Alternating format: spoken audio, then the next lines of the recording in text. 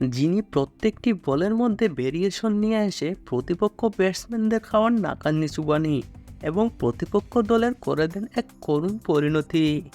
তিনি আর কেউই নয়, তিনি এক ভারতীয় লেগ স্পিনার, নাম বরুণ চক্রবর্তী।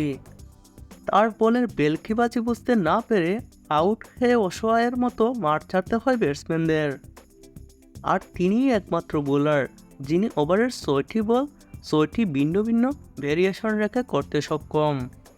নিউজিল্যান্ডের বিপক্ষে চ্যাম্পিয়ন্স ট্রফির গ্রুপ পর্বের শেষ ম্যাচে সুযোগ পেয়েই ম্যাচ উইনিং পারফরমেন্স করে বসলেন বরুণ চক্রবর্তী। ৪২ রান দিয়ে ৫টি উইকেট তুলে নেন তিনি।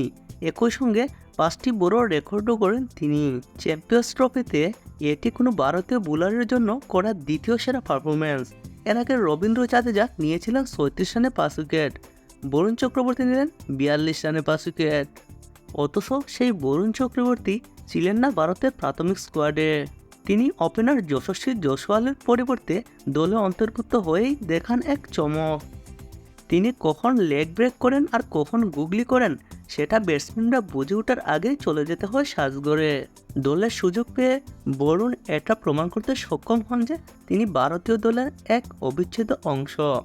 আর এজন্যই তো রবি শাস্ত্রী থেকে অনিল কুম্বলে সবাই বলতেছেন বরুণ থাকলে ভারতের স্পিন আক্রমণ ভয়ঙ্কর হয়ে উঠবে।